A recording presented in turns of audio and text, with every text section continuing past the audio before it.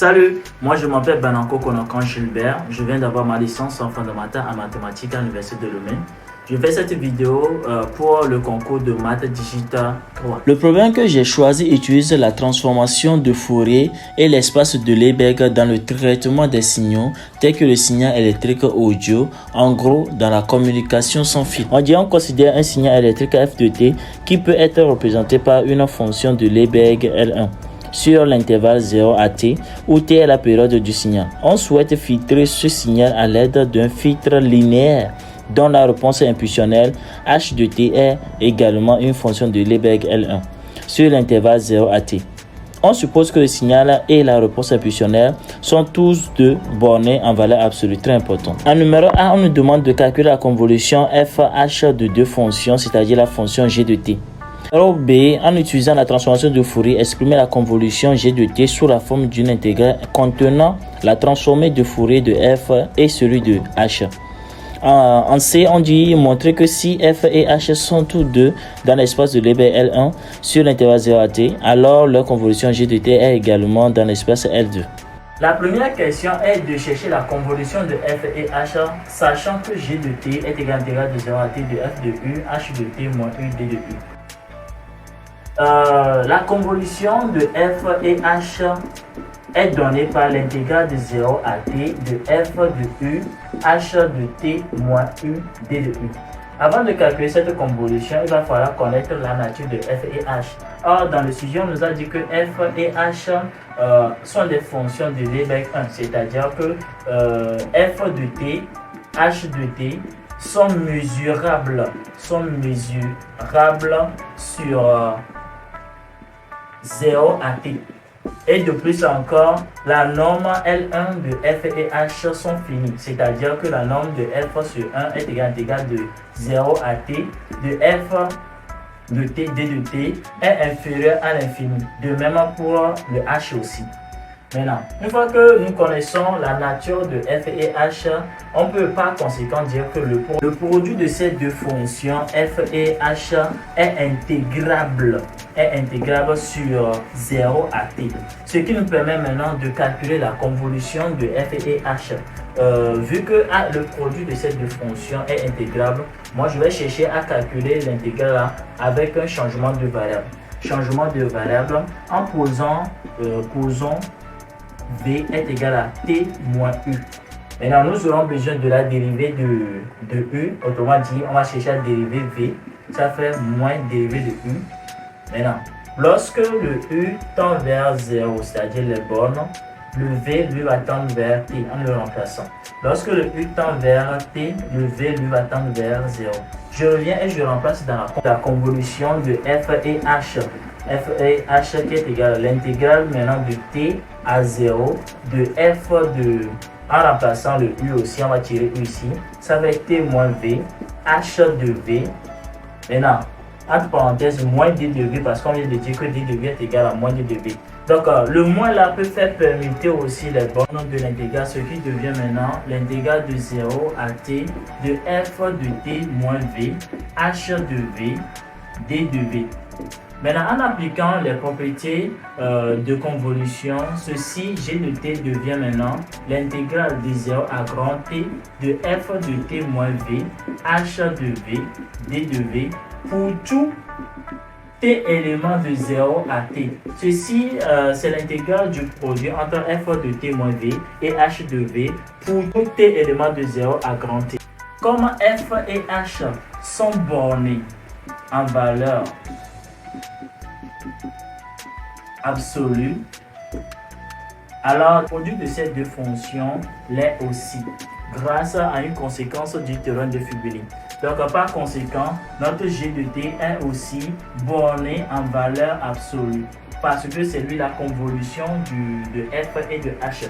Donc en résumé, la convolution de f et de h est donnée par l'intégrale de 0 à t de f de t moins v, h de v, d de v. En numéro 2, on dit d'exprimer la convolution G de T en fonction de la transformation de Fourier de f et de h. La transformée de Fourier sur f est donnée par f de oméga qui est égal à l'intégrale de 0 à t de f de u fois expo moins i oméga de u d de u. Et celui de h est donné par h de oméga est égal à l'intégrale de 0 à t de h de t moins u expo moins i oméga de u d de u. Maintenant, donc celui de g de t est donné par g de t est égal à l'intégrale de 0 à t de l'intégrale de 0 à petit t de f de u h de t moins u de tout fois expo moins i oméga de u plus v moins t d de u de tout d de t. Maintenant, avec les changements de variable voici, nous aurons l'intégrale de 0 à t, de l'intégrale de 0 à grand t, de f de u, h de v, expo moins i oméga, u plus v moins t, d de u, d de t. Maintenant, nous pouvons scinder expo i oméga u plus v moins t grâce aux propriétés de la fonction exponentielle intégrale de 0 à t de expo i oméga t fois expo intégrale de 0 à t de f de u fois expo. Nous allons prendre seulement pour le u, c'est-à-dire expo moins i oméga u, maintenant fois h de v expo moins i oméga de v d de u d de v. Ce que nous obtiendrons, on aura 0 à grand t de expo i oméga de t de h d'oméga fois f de oméga qui ne sont d'autres que la transformée de Fourier de f et de h. Donc nous obtiendrons j de t qui est égal à intégrale de 0 à t de expo i oméga de t h de oméga f de oméga. En C, on dit si f et h appartiennent à L2, alors g appartient à L2. Pour ce faire, nous allons supposer que f et h appartiennent à L2 et nous allons montrer que g appartient à L2.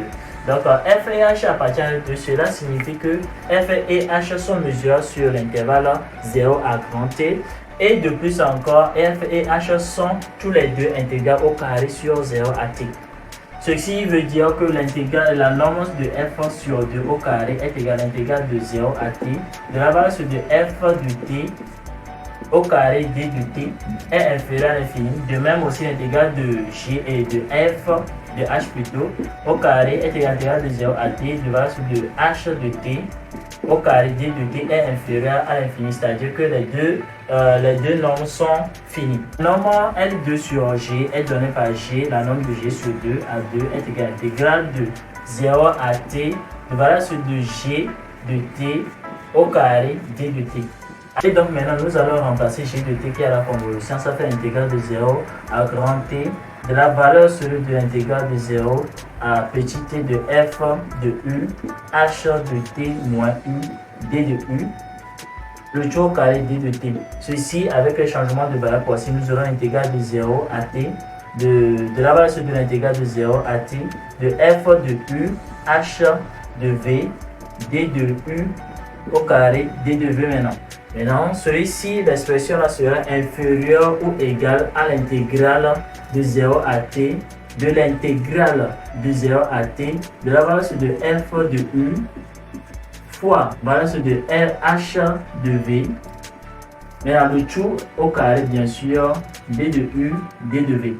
Maintenant celui-ci, nous pouvons le scinder, nous aurons l'intégrale de 0 à t, de la valeur de f de u, au carré d de u fois l'intégrale de 0 à t de h de v d de v, le tout au carré bien sûr. Ceci n'est d'autre que la norme sur 2 de f, ce qui donne la norme de f sur 2 au carré.